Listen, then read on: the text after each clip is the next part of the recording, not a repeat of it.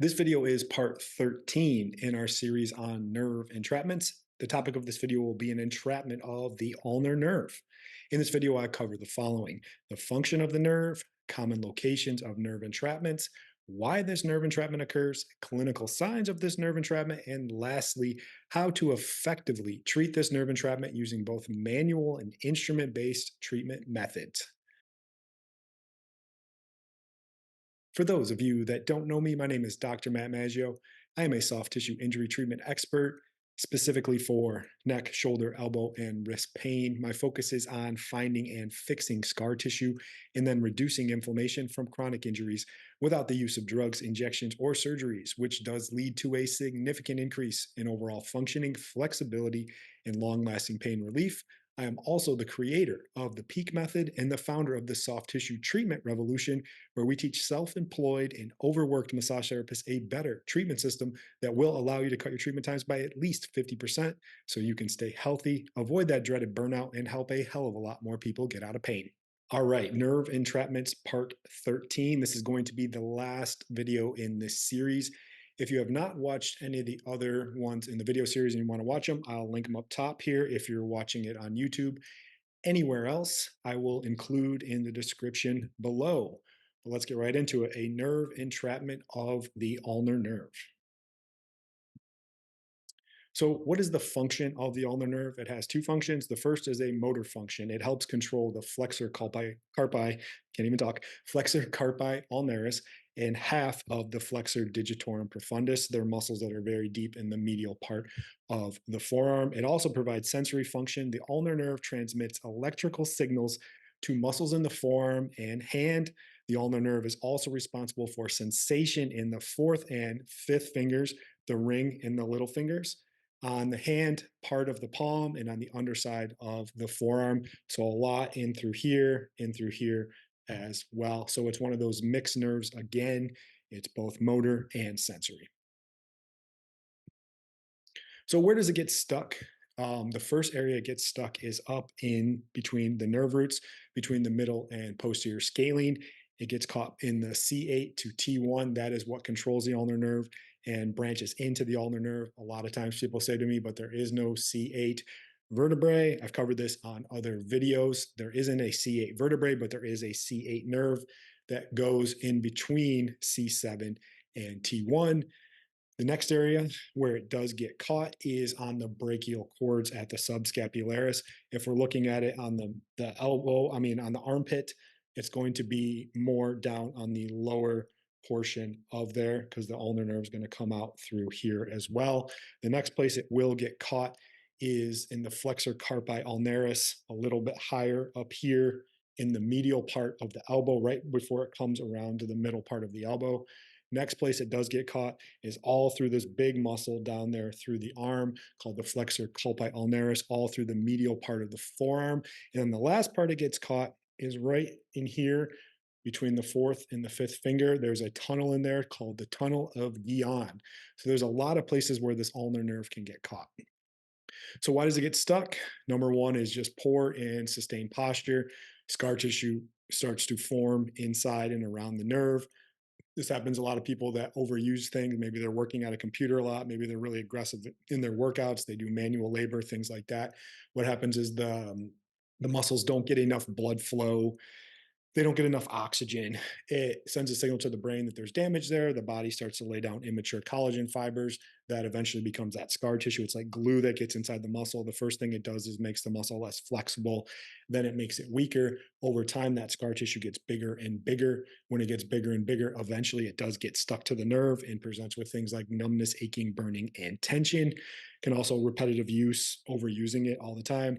Injuries or trauma, maybe someone had a fall, a break, an accident. I see this a lot in people that are overhead athletes, especially like pitchers, volleyball players, people that have to grip a lot. And then also just issues from past surgeries. Maybe they had to go in and maybe they had a break of the elbow or an arm break or something like that. They go in and they cut through those muscles.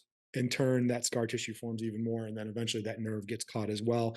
I've said this in other videos. Nerves are built with about 15% of extra slack, like a rubber band. to allow them to get through the muscles. But what happens over time when that nerve gets caught, they get stuck there, it gets bigger and bigger and presents with the clinical signs of a nerve entrapment. So common injuries associated with an entrapment of the ulnar nerve. Number one is going to be golfer's elbow, basically medial elbow pain anywhere in through here. I always say things like golfer's elbow are just generic terms where they try to dial in a diagnosis, don't really tell us a tissue specific problem, doesn't really tell us anything. And a lot of times people think just because they have pain in the medial part of their elbow that it's just golfer's elbow, but that doesn't really give us an idea of what's really going on. Another one that we start to see is what's called tunnel of Guillain syndrome. So I talked about that ulnar nerve gets caught through here and it can get caught right in through here. There's a tunnel. You have your carpal tunnel, which I covered in the median nerve video, but then you have your tunnel of Guillain. And sometimes if people have had like a fall where they fall on their hand or maybe like a crush injury and as well, that nerve can get compromised, can get damaged, and they'll get some of that numbness and tingling in through here and out through that lateral part of the pinky as well.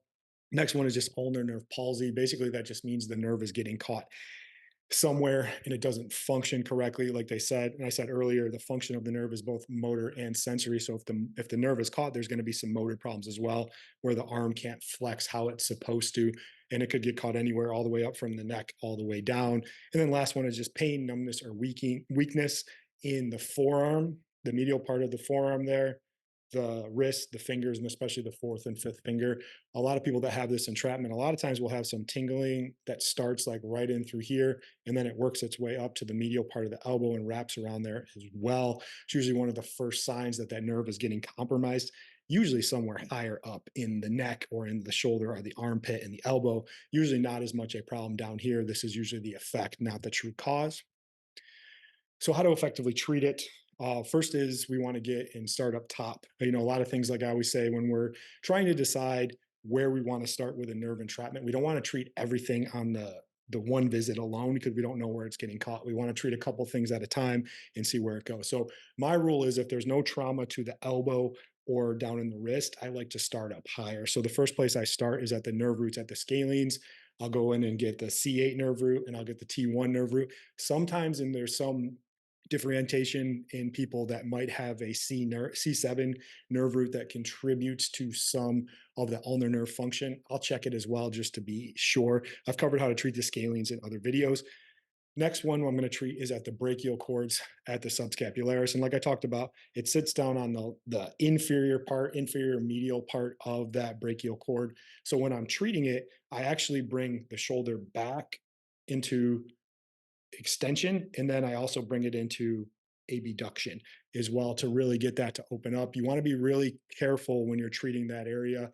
Feel for some landmarks and things like that, because what else is going on in there is you have the brachial artery, you have some other nerves as well. And what I find is that people are way too compressive when they treat that area and they just jam the nerve in there and it isn't effectively treating it. You want to get just the right amount of depth and just the right amount of tension. That area is very thin between the subscap and the skin. So a lot of times people think they're treating these nerve roots and these brachial cords, but what they're really doing is just beating the crap out of like the teres major and the lat. It hurts like hell when you're doing it to the client. You think you're doing something, everyone thinks they're doing something, but all you're doing is making it a lot worse. Next place I do like to treat it is in the flexor carpi ulnaris at the medial elbow. It kind of wraps around in through here and can get caught in there. That area I like to treat with an instrument because it's usually pretty superficial and it's kind of hard to get in there and open that up as well. Basically, what we want to do is treat a little bit with the instrument at first, and then I get in there with my hands. I apply proper depth, proper tension into the nerve entrapment, and then I have the client go through a full range of motion that opens that up. Another common area it can get caught is basically through this whole medial part of the forearm there. The biggest muscle down there in the flexor component of the forearm is called the flexor carpi ulnaris.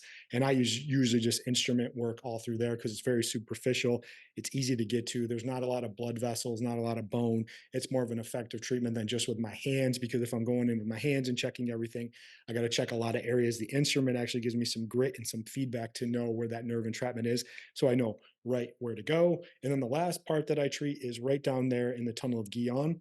And I get in there with the instrument as well and open that up and in through the fourth and fifth finger as well. Instrument works really good there because it gets caught up in the fascia. That nerve is pretty superficial. It's really easy to get to and puts you in a really good place to make sure you're getting an effective treatment every single time. So that's all I got for you guys on this video. Thanks for watching. Thanks for following along during the series. If you like what you see, you can reach out to us, especially after going through all the free training courses and learning how to think critically and thinking differently, getting on the path to working smarter, not harder, cutting your treatment times by 50%, and doing more of an effective therapeutic approach that gets results.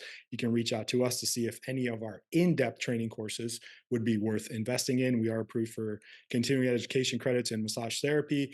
They're available online, in person, and a hybrid model. All of that is there. I appreciate you guys watching the video, and I'll see you on the next one. Bye.